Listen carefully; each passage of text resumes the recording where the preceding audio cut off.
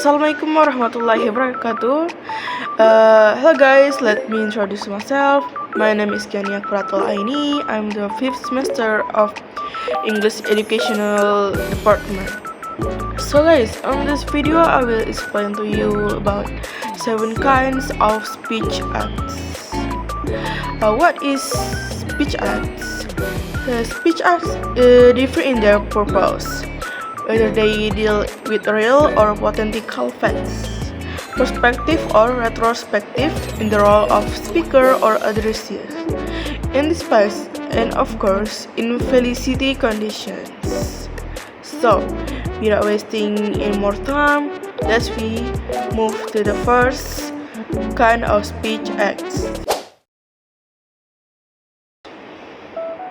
Assertive utterance. In the assertive function, speakers and writers use language to tell what they know or believe. Assertive language is concerned with facts. The purpose is to inform. This is language concerned with knowledge, with cognition. It deals with data, what exists, what is happening or has happened or not. So assertive utterances are neither true or false, and generally they can be verified or falsified, not necessarily at the time of the utterance or by those who hear them. But in general sense, they are subject to empirical investigation. Direct assertive utterances start with I or we, and an active verb. For example, there are 2 examples that I give to you. The first one is I say that I voted for Aronson in the last election. And then the second one is we declare that most plastic are made from soybeans. Performative utterance. Speech acts that bring about the state of affairs such as bids, blessings, firings, baptisms, arrests, marrying, and declaring a mistrial. Performative utterances are valid if spoken by someone whose right to make them is accepted and in circumstances which are accepted as appropriate. The verbs include bet, declare, baptize, name, nominate, and pronounce. For example, I will give you around 3 examples. The first one is I bet 3 no Trump. The second one is we accept your offer. And the last one is I declare this meeting adjourned. Naturally, there are strong limitations on what we can be performative utterance. The first one, the subject of the sentence must be I or we. For example, he declares these meetings adjourned. Is it not a formative utterance, as the term is used here? However, we need to distinguish between explicit and implicit formative. For example, I declare this meeting adjourned is an explicit formative. This meeting is adjourned is spoken by the same person is an implicit one.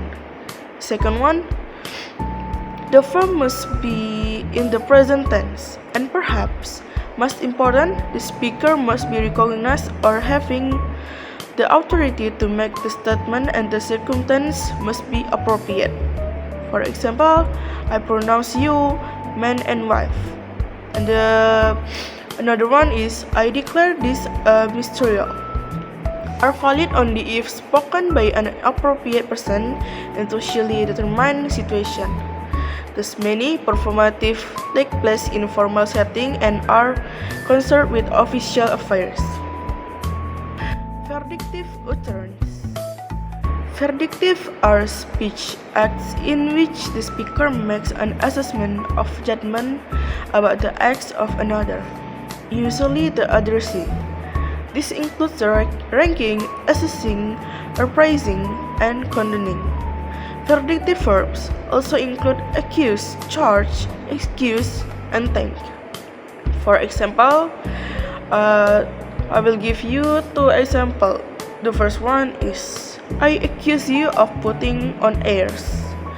And the next one is, I congratulate you for performing so well. Expressive utterance.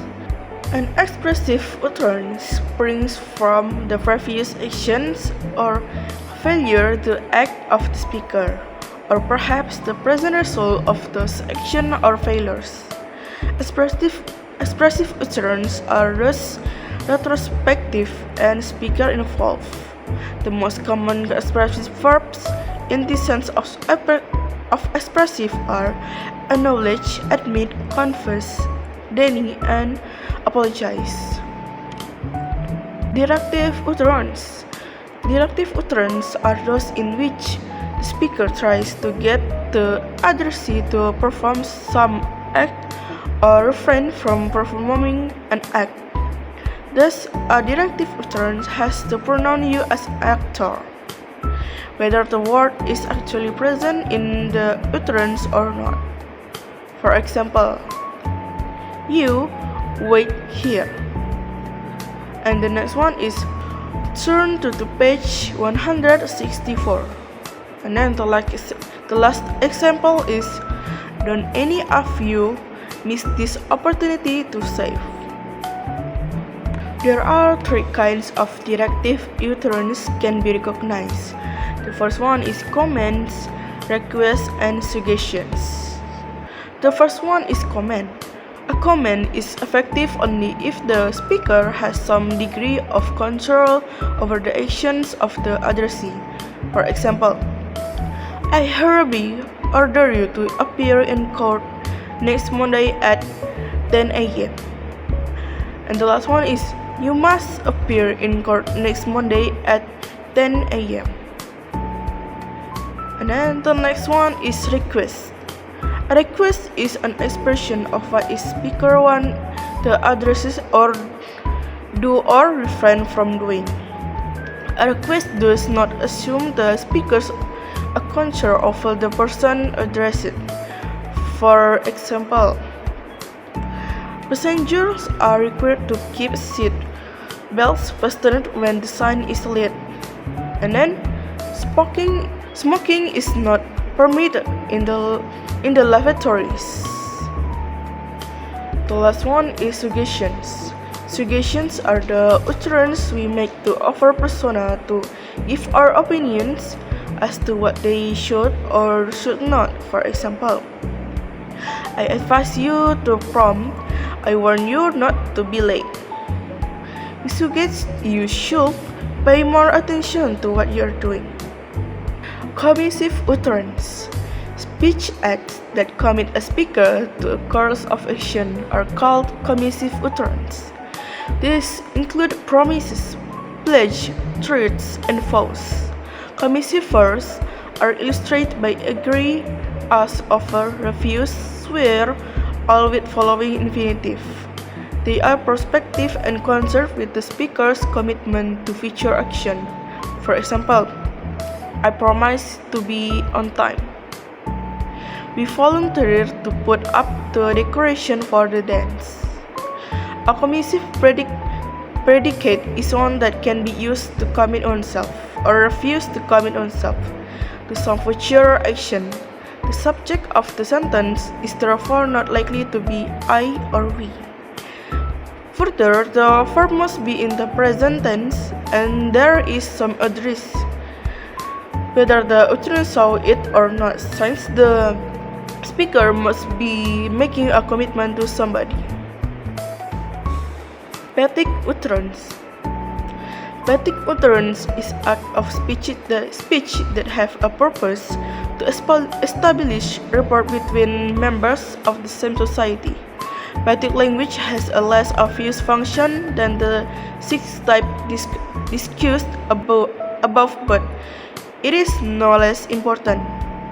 Pathetic utterance include greetings, farewells, polite formulas such as thank you, you are welcome, excuse me, and when these are not really vindictive or expressive, they are also include all sort of comments on the weather, asking should one halt and whatever is usual. And therefore, expect in a particular society, stereotype phrases are common for conveying good wishes or to someone starting to eat a meal, beginning a voyage, undertaking a new venture, or celebrating a personal or social holiday. Okay, guys, maybe that's all that I can explain to you about the 7 sentence of utterances. Uh, I want to say thank you for watching my video. I hope this video could be useful for you. That's all from me. Assalamualaikum warahmatullahi wabarakatuh. See you.